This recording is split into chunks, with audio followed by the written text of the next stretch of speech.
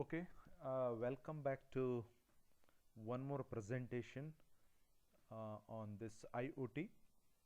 So, in our previous discussion, right, quickly recall what we had seen. We have basically we were discussing about you know the design principle of connected devices. In that, we were discussing about the different communication technologies that are being used in your IoT scenario. Okay, so as a background to our discussion, we had discussed about different types of computer networks in the previous class, right from your personal area network, local area network, then wireless LAN, CAN, metropolitan area network or wide area network, right?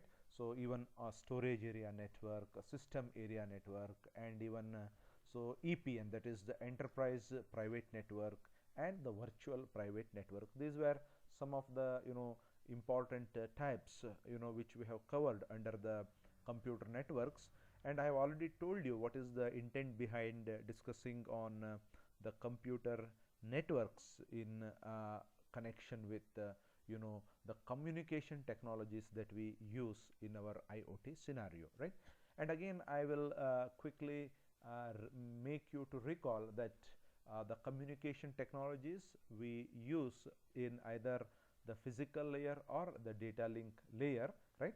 And what are the different types of the communication technologies that we are using in our IoT scenario, right? What are their protocols? How do they find their usage, right? Where do they find their usage? Very quickly, I have told you in the previous class, and we will now try to discuss in a little elaborative manner about the different communication technologies that are used in the IoT scenario, right? So before that, whenever we say that we use communication technology or the protocols, right? So it is very essential for us to know or for us to understand. Okay, so what exactly are the different you can just see here, right? The protocols, right? Whatever the protocols you have, right? The standard protocols, this we call it as the standard protocol.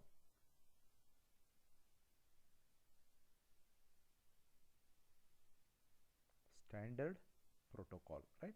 So now whenever you develop something, right, whenever you follow something, it is as per certain standard. That means that you have a lot of ease for the interconnectivity, even in the case of manufacturing the devices, to have the compatibility between different devices. And accordingly, as we have seen, there have been several agencies, right, which define certain standard protocols, right? So among that, your IEEE is one such agency, right, which has defined several protocols in almost all the fields which come under this electrical and electronics engineering, including the communication, right? And accordingly, you have got so many standard protocols as long as the IEEE is concerned. Now here what we are going to do is, let us quickly look at some of the standard protocols that your IEEE has given as long as the communication is concerned, right? So now why I have made a mention about this is, when we discuss about the different communication technologies in our subsequent units, right, we always refer to these standards, right? So that time, let there not be any confusion in your mind. So here only, in a very general way, let me very briefly introduce the different the standard protocols that your IEEE has given only in terms of the communication, right? You can quickly go through these things, right? So 802.5 for token ring and 802.6 for the metropolitan area network. We have already discussed about the metropolitan area network, right? What are the standards to be followed in your MAN protocols, or whenever you want to establish the metropolitan area network, right? What are the basic standards under which your entire connectivity has to be established, right? So that is what is very clearly written in the IEEE protocols. Like that, you have so many other things. You can quickly have a look at these things. So for the broadband, right, you know what is broadband. For broadband technology, you have the protocols defined by IEEE under 802.7. Fiber optic technology, right, for the high speed data transmission, physical data transmission using the fiber optic channels. So you have your own IEEE standards defined there, 802.8. voice and data integration, right, so voice over internet, 802.9. then network security, as long as the network security is concerned, all the concerned protocols have been given in 802.10. and most importantly, you can see here the wireless LAN. Okay, the wireless LAN, local area network, so it comes under 802.11, right. So all the protocols related to wireless LAN, they are under 802.11. again, I make a mention, these things will repeatedly come whenever we make use of certain communication technology as applicable to IoT, and those communication technologies are to be abide by the standard protocols either by IEEE or by any other equivalent agencies which have given the protocol and which operate under that particular protocol. Like that, you have wireless personal area network, right, you have 802.15. broadband wireless access 802.16. radio regulatory tag. These are the different things which probably we may not come across. Okay, so you have wireless coexistence working group, media independent handover service working group, wireless regional area network, smart grid executive committee study group. So these are the different entities under which you have certain defined protocols, and whatever the the agencies or the end users or the vendors or the service providers you have, they are supposed to be abide by the regulations or the protocol standards given by the IEEE or any other equivalent agency. Not necessary that you should always have the IEEE standards, you can have any other equivalent agency, right.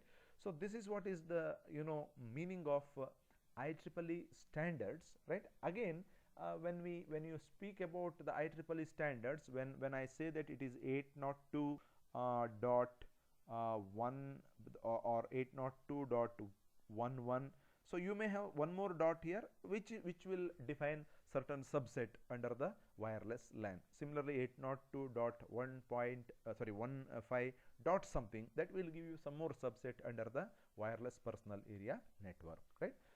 So now these are the two backgrounds for you to understand what exactly are the different communication technologies that we use in our IoT scenario. One is the different types of computer networks, right, from your personal area network till your virtual private network, the 10 or 11 types which we have discussed.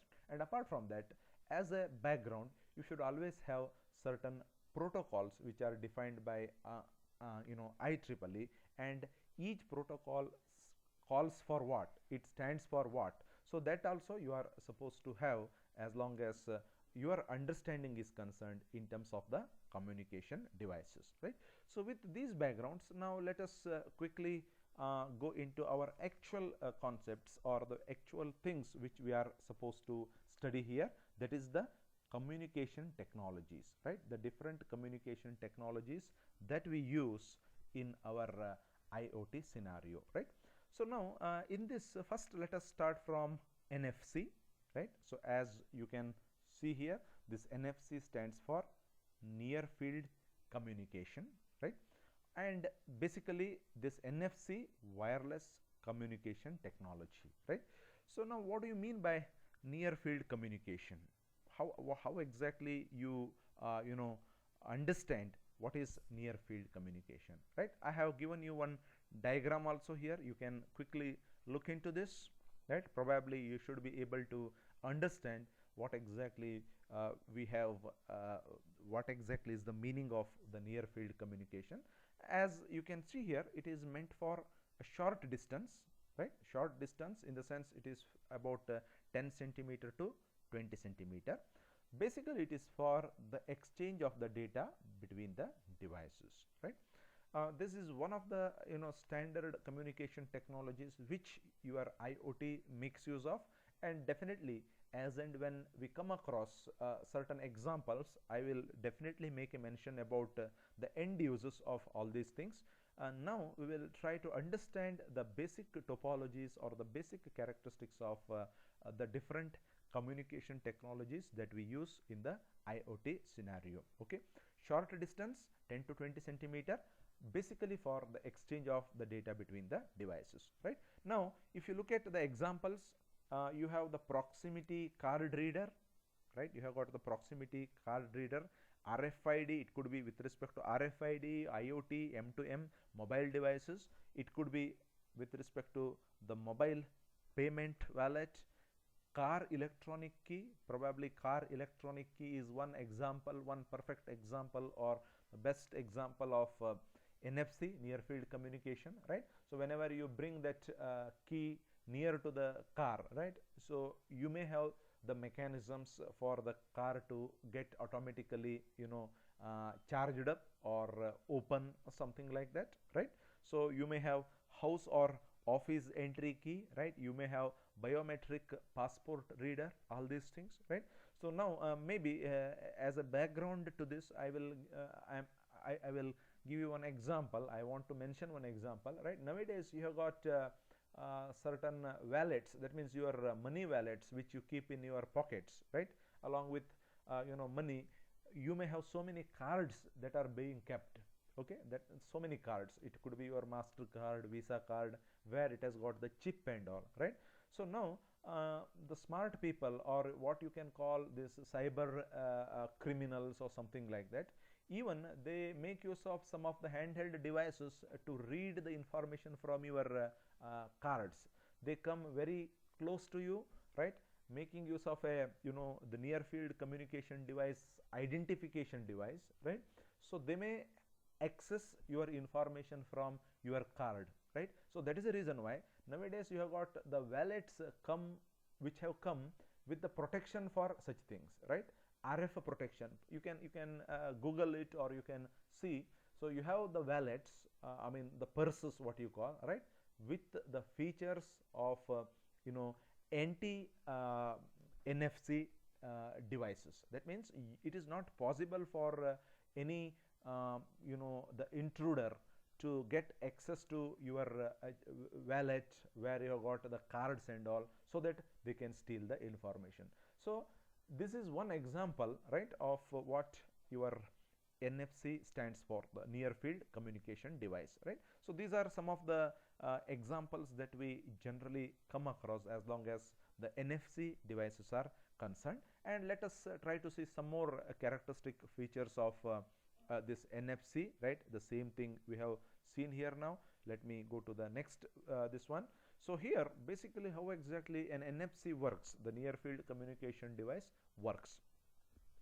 Transmit and receive the data at the same instant, that is it is bidirectional, right? So when simultaneous transmission and receiving of the data takes place, this is called as the duplex transmission, correct or not? So simultaneously it is possible for you to exchange the data, that is also referred to as fully duplex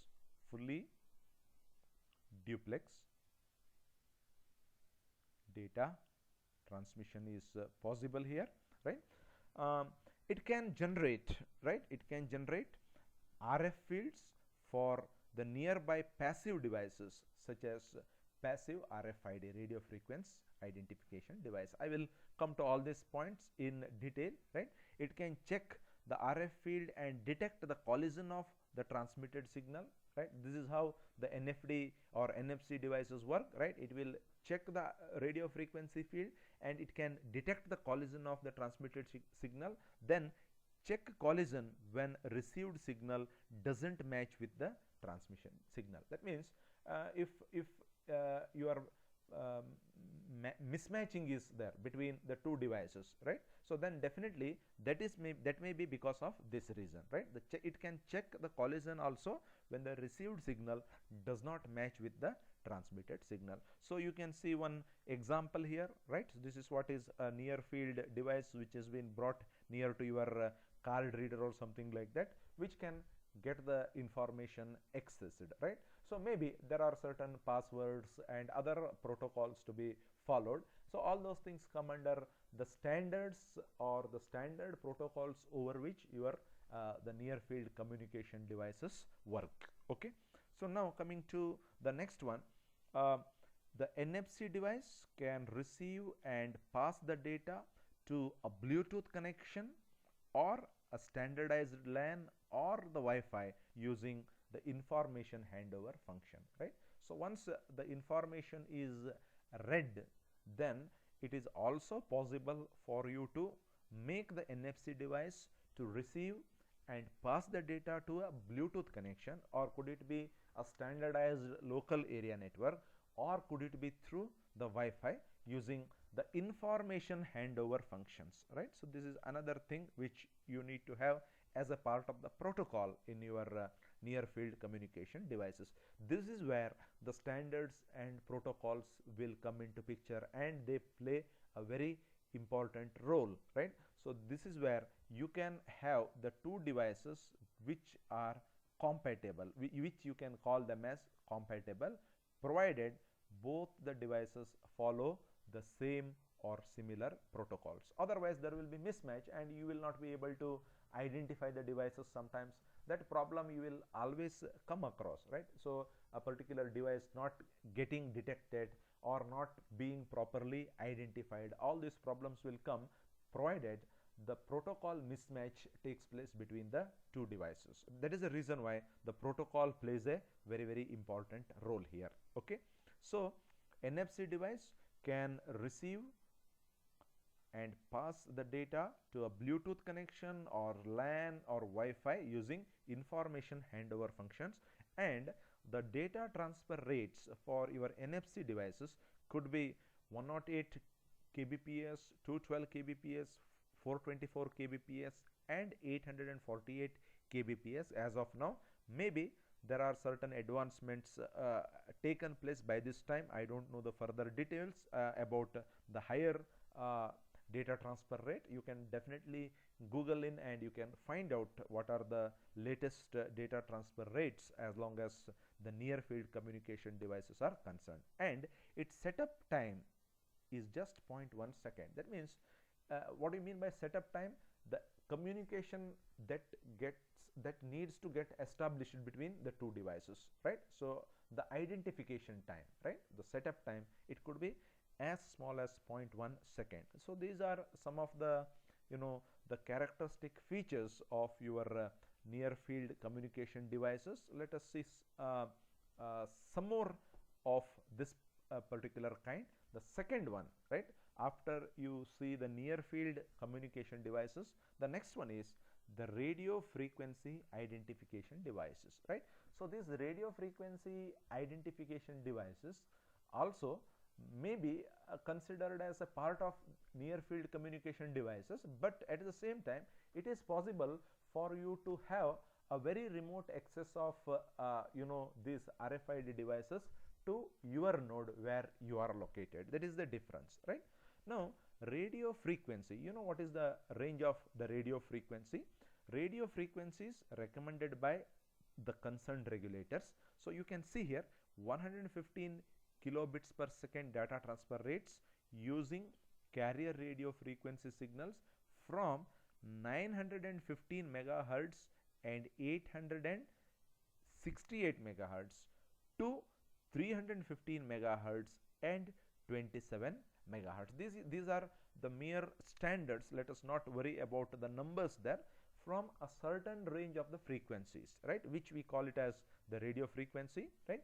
And you can see here they can also use NFC protocol. That's what I meant earlier.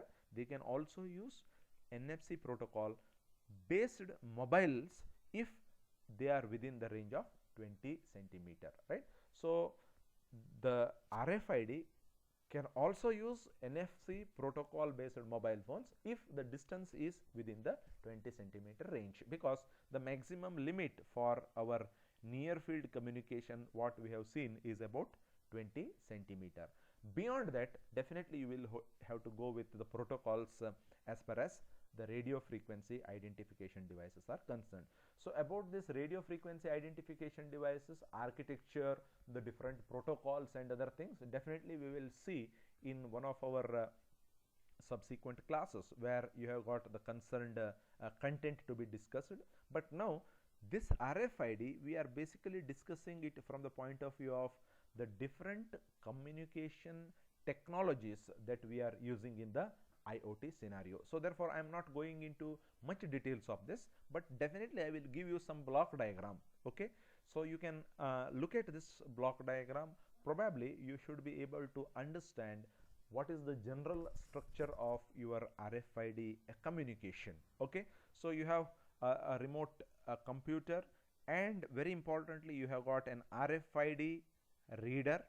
Okay, this is called RFID reader, which has got an antenna, Now you have got a distance between these two, right? You have got the antenna here, and here you have got your RFID devices, right? With the battery, power for tag, this is called as the tag, RFID tag. I will come to these points later, what exactly we mean by RFID tag, right? So now how exactly you are able to identify a particular a locality or a particular animal, a particular bird, or the inventory, right?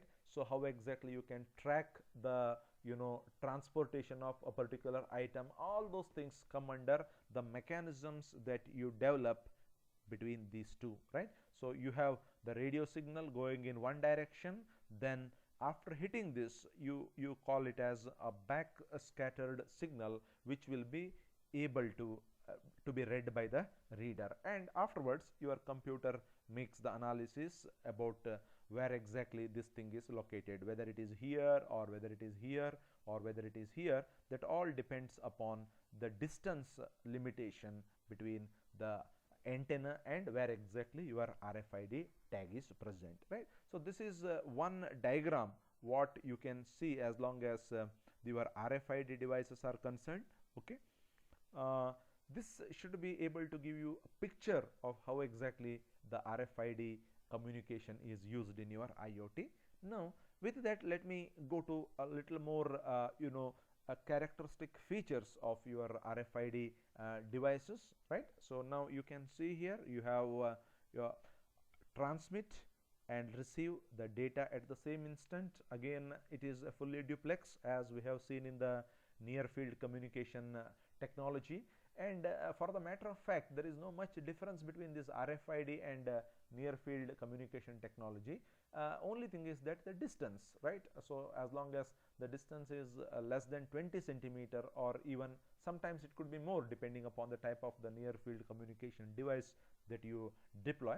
Otherwise you can have almost compatibility between your RFID devices and NFC devices. Okay, now transmit and receive the data at the same instant can generate RF fields, radio frequency field, for the nearby passive devices as passive RFID, right? One is called as the active RFID, which generates the signal, the passive RFID, right, which sends back those signals, right? That is called as the passive RFID, right? So I will anyway come to that point again in our next discussions. Check the radio frequency field and detect the collision of transmitted signals. In the previous diagram we have seen it, right?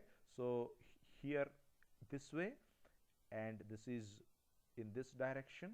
Okay, it can check the radio frequency field and detect the collision of the transmitted signal. Check the collision when the received signal does not match with the transmitted signal. That is also possible, right?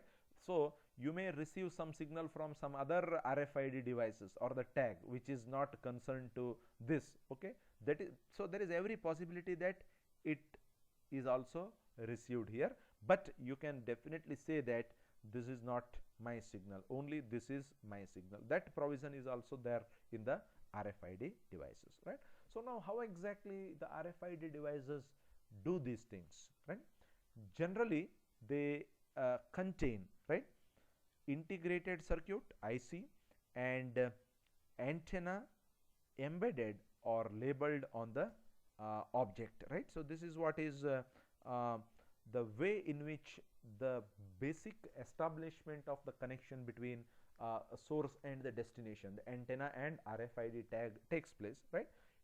IC will be there, maybe the ASICs, what we call application specific ICs, and the antenna, or the generally it contains integrated circuit and antenna embedded or labeled onto the object. Okay, so this is one thing.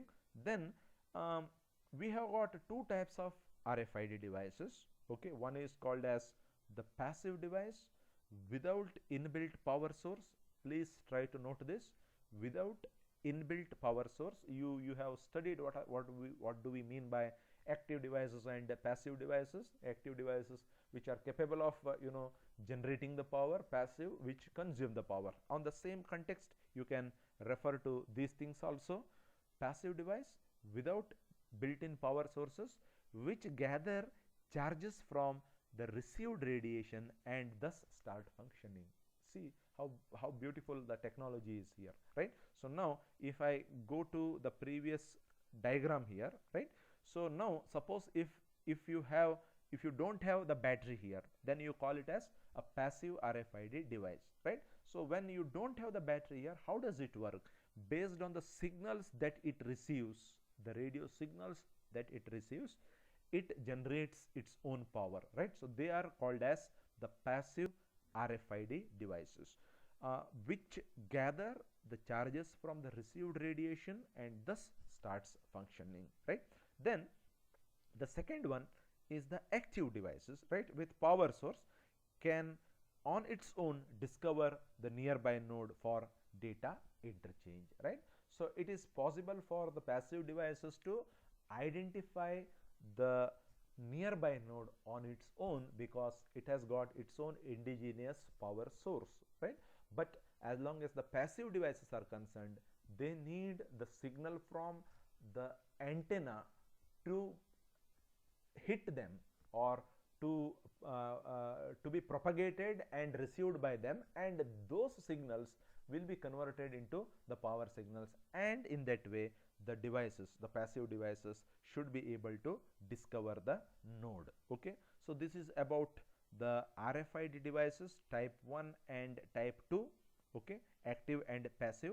So now so far whatever we have discussed, right, let me not go to the Bluetooth device. Again, Bluetooth is also another technology. Bluetooth regular, so enhanced data rate, right, and Bluetooth low energy. I am not going into those details right now. Let us quickly go back to what we have discussed so far, right, so that we can have a clear understanding of what we have seen. Okay, so we started from the IEEE standard protocols, which define the different protocols for the different communication entities, and here very specifically I have shown you the 802 dot something protocols, which are for the communication protocols, which are basically for the communication, and specifically the wireless LAN or the wireless personal area network, or even the other things with respect to the communication network that is called metropolitan area network that we have seen. And of course they are not limited to only these things. As and when these things come, we will have a quick discussion about all these things.